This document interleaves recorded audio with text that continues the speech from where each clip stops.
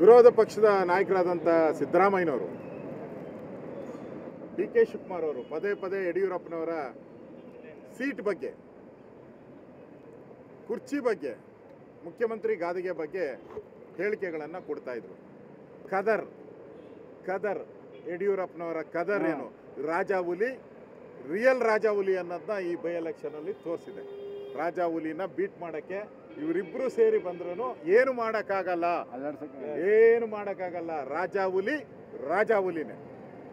ಕರ್ನಾಟಕದ ಜನ ಯಡಿಯೂರಪ್ಪನವರ ನೇತೃತ್ವದ ಸರ್ಕಾರಕ್ಕೆ ಶಬಾಷ್ಗಿರಿಯನ್ನು ಕೊಟ್ಟಿದ್ದಾರೆ, ಬೆಂಬಲವನ್ನು ಕೊಟ್ಟಿದ್ದಾರೆ.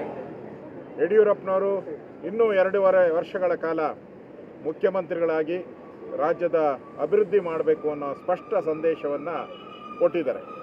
ಮಾಧ್ಯಮದಲ್ಲಿ ಚರ್ಚಿತವಾಗಿರುವಂಥ ವಿಚಾರ ಮಿನಿ ಸಮರ, ಮಿನಿ ಕುರುಕ್ಷೇತ್ರ ಅಂತ ಬಿಂಬಿತವಾಗಿದ್ದಂಥ ಚುನಾವಣೆ, ಸಿದ್ದರಾಮಯ್ಯನವರ ಭವಿಷ್ಯ, ಅವರ ಜ್ಯೋತಿಷ್ಯ ಶಾಸ್ತ್ರ ಫೇಲ್ ಆಗಿದೆ. ಅವರ ಜ್ಯೋತಿಷ್ಯದ ಅಂಗಡಿ ಮುಚ್ಚಬೇಕು ಅಂತ ರಾಜ್ಯದ ಜನ ಈ ಒಂದು ತೀರ್ಪು ಅವರ ಜ್ಯೋತಿಷ್ಯದ ಅಂಗಡಿ ಮುಚ್ಚುವಂಥದ್ದಕ್ಕೆ ಸ್ಪಷ್ಟವಾದಂಥ ನಿರ್ದೇಶನವನ್ನು ರಾಜ್ಯದ ಜನ ಕೊಟ್ಟಿದ್ದಾರೆ. ಅವ್ರು ಹೇಳಿದರು, ಈ ಚುನಾವಣೆ ಆದಮೇಲೆ ಯಡಿಯೂರಪ್ಪನವ್ರನ್ನ ಮುಖ್ಯಮಂತ್ರಿ ಸ್ಥಾನದಿಂದ ಇಳಿಸ್ತಾರೆ ಅಂತ ಮಾತನ್ನು ಪದೇ ಪದೇ ಜಾತಕವನ್ನು, ಜ್ಯೋತಿಷ್ಯವನ್ನು ನುಡಿದರು. ಇವತ್ತು ಆ ಜಾತಕ ಪಕ್ಷಿ ನಮ್ಮ ಪರವಾಗಿ, BJP ಪರವಾಗಿ ಬಂದಿದೆ. ಜನ ನಮ್ಮ ಪರವಾಗಿ ನಿಂತಿದ್ದಾರೆ. ಅದರಿಂದ ಇವತ್ತು ಎಲ್ಲೋ ಸಿದ್ದರಾಮಯ್ಯನವರ ಗೂಡನೇ ಅಡುಗಾಡ್ತಾ ಇದೆ. ಈ ಕಾಂಗ್ರೆಸ್ ಯೋಚನೆ ಮಾಡಬೇಕು, ಸಿದ್ದರಾಮಯ್ಯನವರು ಬೇಕಾ, ಡಿ ಕೆ ಶಿವಕುಮಾರ್ ಅವರು ಬೇಕಾ ಅಂತ ಅವ್ರು ಯೋಚನೆ ಮಾಡಬೇಕು. ಅವರ ಭವಿಷ್ಯವಾಣಿ ಏನಾಗಿದೆ ಅಂತ ರಾಜ್ಯದ ಜನ ನೋಡ್ತಾ ಇದ್ದಾರೆ. ಈ ಎರಡೂ ಚುನಾವಣೆ, ವಿಶೇಷವಾಗಿ ಆರ್ ಆರ್ ನಗರ ಚುನಾವಣೆಗೆ ನನ್ನನ್ನು ಮುಖ್ಯಮಂತ್ರಿಗಳು, ರಾಜ್ಯದ ಅಧ್ಯಕ್ಷರು ಯಡಿಯೂರಪ್ಪನವರು ನನಗೆ ಇನ್ಚಾರ್ಜನ್ನು ಕೊಟ್ಟಿದ್ದರು. ನಾನು ಆ ಕ್ಷೇತ್ರವನ್ನು 3 ಬಾರಿ ಗೆದ್ದಿದ್ದೆ. ನನಗೆ ಪ್ರತಿ ರಸ್ತೆನೂ ಗೊತ್ತು, ಪ್ರತಿ ಕಾರ್ಯಕರ್ತರು ನನಗೆ ಗೊತ್ತಿದೆ. ನಾನು ಸನ್ಮಾನ್ಯ ಯಡಿಯೂರಪ್ಪನವರು, ನಮ್ಮ ರಾಷ್ಟ್ರೀಯ ಅಧ್ಯಕ್ಷರು ಎಲ್ಲ ಫೋನ್ ಮಾಡಿ, ನಮ್ಮ ಕಟೀಲರು ಫೋನ್ ಮಾಡಿದಾಗ ಹೇಳಿದೆ, ನಾನು ಸುಮಾರು 40,000 to 50,000 ಲೀಡ್ ಬರ್ತೈತೆ ಅಂತ ಪ್ರಾರಂಭದಿಂದನೂ ನಾನು ಹೇಳಿದ್ದೆ. ಇವತ್ತು ಅದೇ ರೀತಿ ಇವತ್ತು 40,000 to 50,000 ಲೀಡು ಬಂದೇ ಬರ್ತದೆ. ಆ ರೀತಿಯಾದಂಥ ಒಂದು ಪ್ರಚಂಡ ಕಾಂಗ್ರೆಸ್ ಅವರು ನಂಬಕ್ಕೆ ಸಾಧ್ಯ ಇಲ್ಲದೆ ಇರತಕ್ಕಂಥ ಒಂದು ಪ್ರಚಂಡವಾದಂಥ ಬಹುಮತವನ್ನು ಆರ್ ಆರ್ ನಗರದ ಜನ ಕೊಟ್ಟಿದ್ದಾರೆ. ಅವರೆಲ್ಲರಿಗೂ ನಾನು ಅಭಿನಂದನೆ ಸಲ್ಲಿಸ್ತೀನಿ. ನನ್ನ ಜೊತೆ ಅಲ್ಲಿ ಚುನಾವಣೆಯಲ್ಲಿ ಕೆಲಸ ಮಾಡಿದಂಥ ಬಸವರಾಜ ಬೊಮ್ಮಾಯಿ ಅವರು ಇರ್ಬೋದು, ಅರವಿಂದ್ ನಿಂಬಾವಳಿಯವರು, ಸೋಮಶೇಖರ್ ಅವರು, ಬೈರತಿ ಬಸವರಾಜ್ ಅವರು, ಗೋಪಾಲಯ್ಯನವರು, ನಮ್ಮ ಶಾಸಕರಾದಂಥ ಎಂ ಕೃಷ್ಣಪ್ಪನವರು, ವಿ ಸೋಮಣ್ಣ ಅವರು ಒಂದು ನೇತೃತ್ವವನ್ನು ವಹಿಸಿಕೊಂಡಿದ್ದರು. ವಿ ಸೋಮಣ್ಣವರು, ಅದೇ ರೀತಿ ಸತೀಶ್ ರೆಡ್ಡಿಯವರು ಎಲ್ಲರೂ ಕೂಡ ಕೆಲಸ ಮಾಡಿದ್ದಾರೆ. ಅವರೆಲ್ಲರಿಗೂ ಕಾರ್ಯಕರ್ತರಿಗೆ ನಾನು ಅಭಿನಂದನೆ ಸಲ್ಲಿಸ್ತೀನಿ.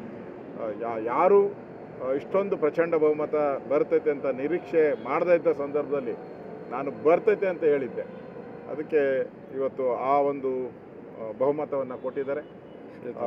ಶಿರಾದಲ್ಲಿ ಕೂಡ ನಮಗೇನು ಲೀಡು ಬರ್ತಾ ಇದೆ, ಮತ್ತೆ ಆ ಲೀಡ್ ಬರ್ತದೆ. ಈಗ 4,000ಕ್ಕೆ ಬಂದಿದೆ ಲೀಡು, ಮತ್ತೆ ಆ ಲೀಡನ್ನು ಬರ್ತದೆ. ನಮ್ಗೆ ಎಲ್ಲಿ ಮೈನಸ್ ಇತ್ತು ಆ ಒಂದು ಏರಿಯಾಗಳು ಇವತ್ತು ಕೌಂಟಿಂಗಲ್ಲಿ ಪಾಸ್ ಆಗಿದ್ದೀರಿ ನಾವು ಶಿರಾದಲ್ಲಿ.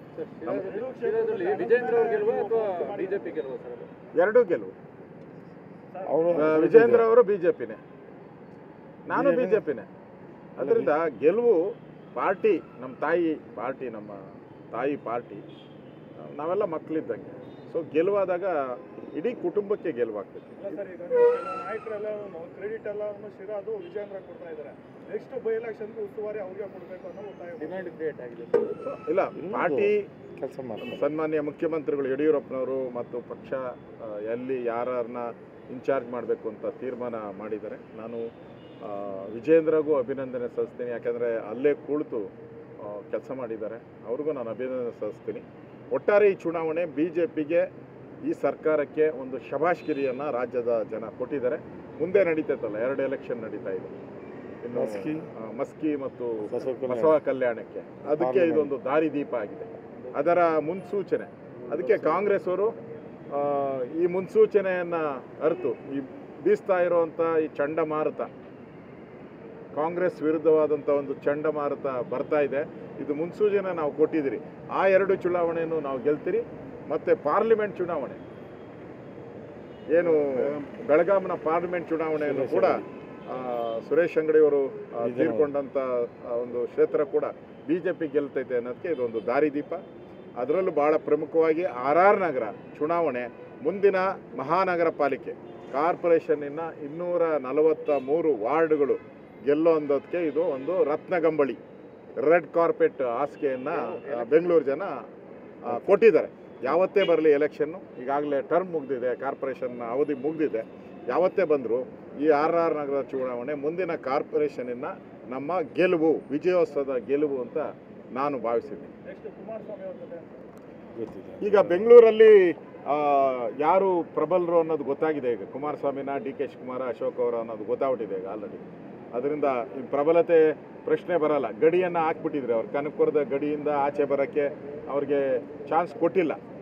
DK ಶಿವಕುಮಾರ್ ಅವರು ಭಾಳ ಪ್ರಯತ್ನ ಮಾಡಿದ್ರು. ಅಧ್ಯಕ್ಷರಾದ ಮೇಲೆ ಈ ಒಂದು RR ನಗರದ ಚುನಾವಣೆ ಮುಖಾಂತರ ನಾನು ಭಾಳ ದೊಡ್ಡ ಮಟ್ಟಕ್ಕೆ ಹೋಗ್ತೀನಿ ಅಂತ ಸ್ಟಾರ್ಟಿಂಗಲ್ಲೇ ಅವರಿಗೆ ರೋಡ್ ಹಂಪ್ ಹಾಕಿ ನಾವು ತೋರಿಸಿದ್ದೀರಿ.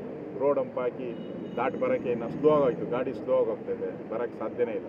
ಸೊ ಈ ಚುನಾವಣೆ ಬೆಂಗಳೂರಲ್ಲಿ ನಮ್ಮ ಪ್ರಬಲತೆಯನ್ನು, ನಮ್ಮ ಪಾರ್ಟಿ ಎಷ್ಟು ಗಟ್ಟಿಗಿದೆ, ನಮ್ಮ ಪಾರ್ಟಿ ಎಷ್ಟು ಸ್ಟ್ರಾಂಗ್ ಆಗಿದೆ ಅನ್ನೋದನ್ನು ತೋರಿಸಿದೆ. ಅದಕ್ಕೋಸ್ಕರ ನನಗೆ ಇನ್ಚಾರ್ಜ್ ಕೊಟ್ಟಂಥ ಮುಖ್ಯಮಂತ್ರಿಗಳಿಗೆ ಮತ್ತು ರಾಜ್ಯದ ಅಧ್ಯಕ್ಷರಿಗೆ ನಾನು ರಾಷ್ಟ್ರೀಯ ಅಧ್ಯಕ್ಷರಿಗೆ ನಾನು ಅಭಿನಂದನೆ ಸಲ್ಲಿಸ್ತೇನೆ. ಸಿದ್ದರಾಮಯ್ಯನವರು ಮುಖ್ಯಮಂತ್ರಿ ಬದಲಾಗ್ತಾರೆ, ಈ ಚುನಾವಣೆ ದಿಕ್ಸೂಚಿ ಅಂತ ಹೇಳಿದ್ರು. ಆಗ್ತಾರೆ. ವಿರೋಧ ಪಕ್ಷದ ನಾಯಕರು ಬದಲಾವಣೆ ಆಗೋಕ್ಕೆ ಇದೊಂದು ದಿಕ್ಸೂಚಿ ಆಗಿದೆ. ಇವತ್ತು ಈ 2 ಕ್ಷೇತ್ರ ಚುನಾವಣೆ ಸಿದ್ದರಾಮಯ್ಯನವರ ಕುರ್ಚಿ ಅಳ್ಳಾಡುವಂಥದ್ದಕ್ಕೆ ದಿಕ್ಸೂಚಿ ಆಗಿದೆ. ಅದರಿಂದ ನಾನು ಗೌರವಾನ್ವಿತ ನಾಯಕರಾದಂಥ ಸಿದ್ದರಾಮಯ್ಯನವ್ರಿಗೆ ವಿನಂತಿ ಮಾಡೋದು, ನೀವು ದೇವ್ರನ್ನೂ ನಂಬಲ್ಲ, ದಿಂಡ್ರನ್ನೂ ನಂಬಲ್ಲ, ಯಾರನ್ನೂ ನಂಬಲ್ಲ, ಏಕಾಏಕಿ ಜ್ಯೋತಿಷ್ಯ ಶಾಲೆ ಯಾಕೆ ಓಪನ್ ಮಾಡಿದ್ರಿ? ದಯವಿಟ್ಟು ಆ ಜ್ಯೋತಿಷ್ಯ ಅಂಗಡಿಯನ್ನು ಮುಚ್ಚಿಬಿಡಿ, ಬಂದ್ ಮಾಡಿ. ಇವತ್ತಿಂದ ಬಂದ್ ಮಾಡಿ, ಜ್ಯೋತಿಷ್ಯ ನುಡಿಯೋದು ಬಂದ್ ಮಾಡಿ. ನಿಮ್ಗೆ ಒಳ್ಳೇದಲ್ಲ. ಧನ್ಯವಾದ. ಅವರೆಲ್ಲ ಹೇಳ್ಬಿಟ್ರಿ, ಇಲ್ಲ ನೀವು ಮತ್ತೆ ನಿನ್ನ ಸ್ಟೈಲಲ್ಲಿ ನೀನು ಬುದ್ಧಿವಂತ.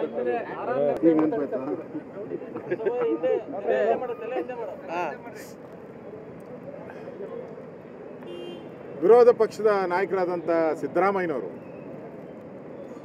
DK ಶಿವಕುಮಾರ್ ಅವರು ಪದೇ ಪದೇ ಯಡಿಯೂರಪ್ಪನವರ ಸೀಟ್ ಬಗ್ಗೆ, ಕುರ್ಚಿ ಬಗ್ಗೆ, ಮುಖ್ಯಮಂತ್ರಿ ಗಾದಿಗೆ ಬಗ್ಗೆ ಹೇಳಿಕೆಗಳನ್ನು ಕೊಡ್ತಾ ಇದ್ರು. ಕದರ್ ಯಡಿಯೂರಪ್ಪನವರ ಕದರ್ ಏನು, ರಾಜಾಹುಲಿ, ರಿಯಲ್ ರಾಜಾಹುಲಿ ಅನ್ನೋದನ್ನ ಈ ಬೈ ಎಲೆಕ್ಷನಲ್ಲಿ ತೋರಿಸಿದೆ. ರಾಜಾಹುಲಿನ ಬೀಟ್ ಮಾಡೋಕ್ಕೆ ಇವರಿಬ್ಬರು ಸೇರಿ ಬಂದ್ರೂ ಏನು ಮಾಡೋಕ್ಕಾಗಲ್ಲ. ರಾಜಾಹುಲಿನೇ.